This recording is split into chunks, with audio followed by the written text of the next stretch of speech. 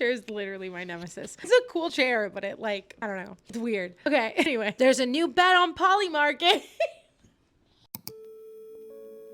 Hello, my name is Liz Ashley and welcome to my channel. So we're gonna talk about Anna Kasparian. I wasn't gonna talk about Anna Kasparian at first. Actually, I was going to record something else. There's so much I want to talk about that like I want to make more than one video a week. The reason we're gonna talk about Anna Kasparian is because okay, so I watched a video this earlier today and it was of the Vanguard and they were going live and they were talking about Anna Kasparian, and the reason it caught my eye and I was like, oh, what's going on is that Anna Kasparian admitted that she was wrong about one thing, okay? Because like I said in my last video about TYT, I mentioned I wanted to know what they were saying now. What has been happening now that all this shit has hit the fan, now that they got rid of the Consumer Protection Bureau. They're like laying off all of these people and there's just so much going on.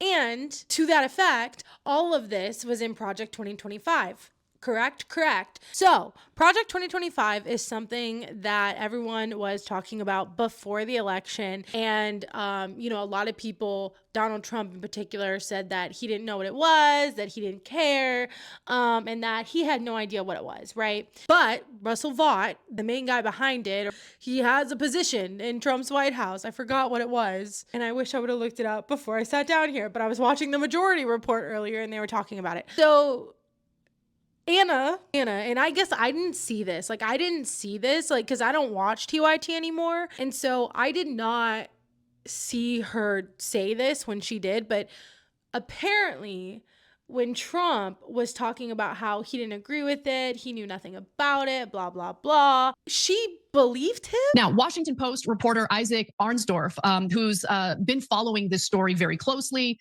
discloses some really important facts about how the Heritage Foundation agenda was developed in the first place, and the timing of how they developed it is also really important. And guys, I'm not telling you this because I'm trying to defend Donald Trump. I'm telling you this because I don't want people living in fear because Democrats are attributing something that Trump didn't write to Donald Trump. So with that in mind, take a look. Again, no one said Donald Trump wrote Project 2025. I'm sorry, but literally no one said that. That's the whole reason why it's so scary, because he's a vessel for corporate America. So she said that back when all this was happening, back when they were on the campaign trail. And it's really wild to me that she said that because it was obviously a lie.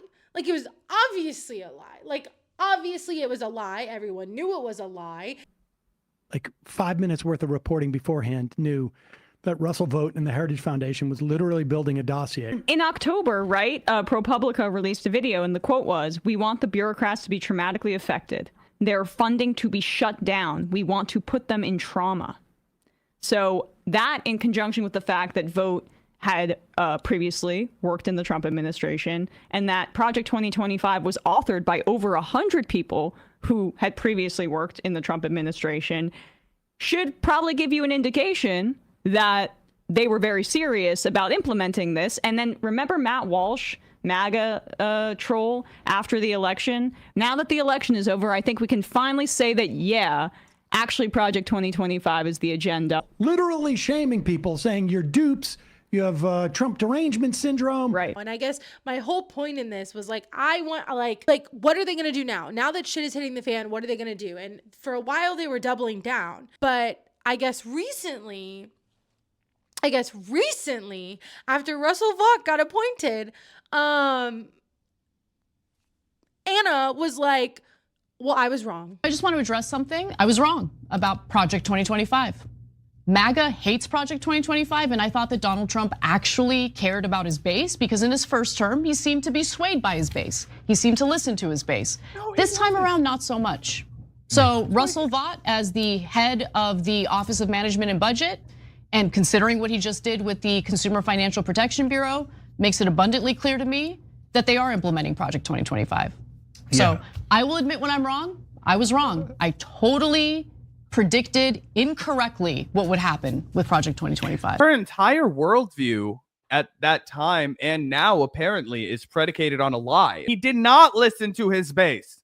He did not listen to them. And like Zach and I also, we've made some predictions that haven't come true. Don't get me wrong. Kamala was going to win. It's not about that. This was obvious. Like, this was obvious. This is like, your fucking political commentary card should be revoked if you can't see this one. Here's my thing.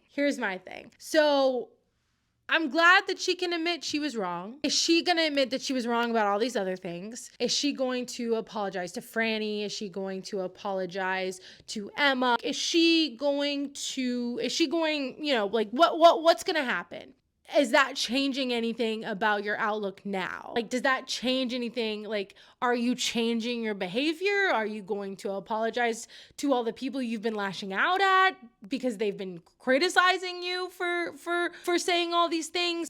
Saying everyone was fear-mongering. I would say that downplaying the effects of Project 2025 prior to the election, as clearly they were engaging in, even as they were advertising themselves as a progressive network, is deeply shameful because we now see the effects of Project 2025 in real time, which includes cutting off, as you said, your friend that works in cancer research, 40% cut to that kind of funding. MAGA may hate, like the rest of America, the implications of these cuts. They would hate they're going to hate the implications because it's going to cause pain. And that's why it's incumbent upon media organizations to tell people prior to the election that this is going to cause pain when they implement it. Like, literally. Yeah. The condescension that was leveled at people who were taking this seriously, as if it was some type of conspiracy theory, to say, like, this is not what MAGA want. Like, give me a break.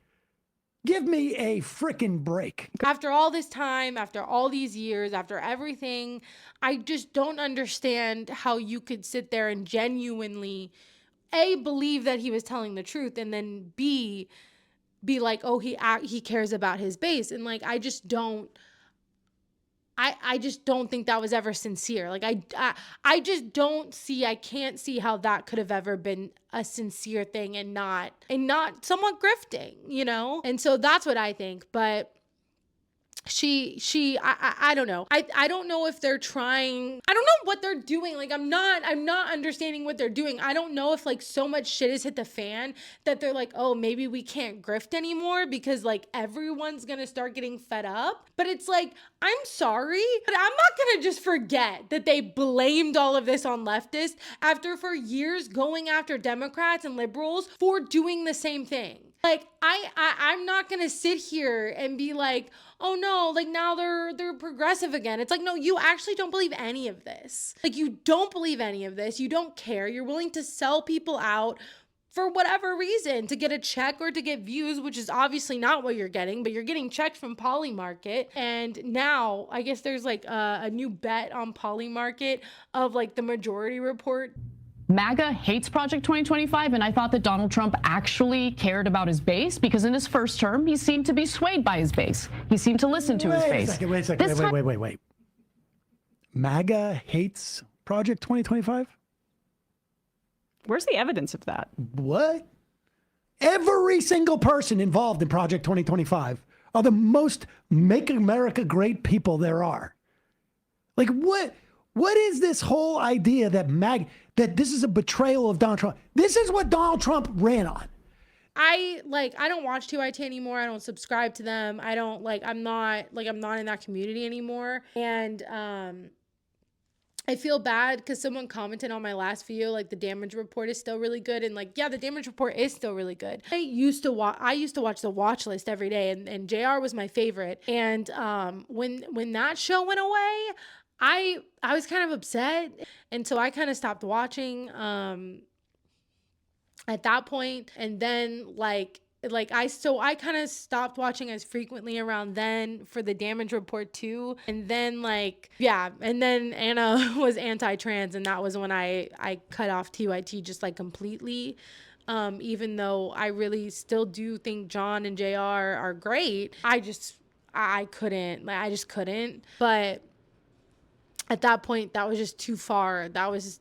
that was my line. I can't. That's the other thing is like Anna spent so much time going after people, and Anna went after so many people. And it's like, because you admitted you're wrong on this one thing, you said, like, are you going to say that about everything else? Like, does that negate everything else? Like, I don't know. But so I don't know. I mean, if she keeps saying that she's wrong and like keeps admitting that she's wrong and that she made a bad mistake and that, you know, she was being a sellout, then like maybe I'll be like, okay. I don't know. We'll see what happens. This is gonna be an interesting thing to watch, an interesting thing to monitor, because I have no idea what's gonna happen. But yeah. Well, all right, that's the video. There's a lot of stuff I want to do. I was thinking about reacting to Denim's video. She made a really good video, and then I want to do a video about how celebrities aren't going to save us. And then I don't know. There's a lot of stuff I want to do. So stay tuned. Turn on post notifications. Subscribe. I'm trying to get to 1,000 subscribers. I'm so close. So please help me if you could. That would mean honestly everything. Then I could get fully monetized, and that would really like be life-changing. So that was the video, and I will see you in the next one. All right, bye.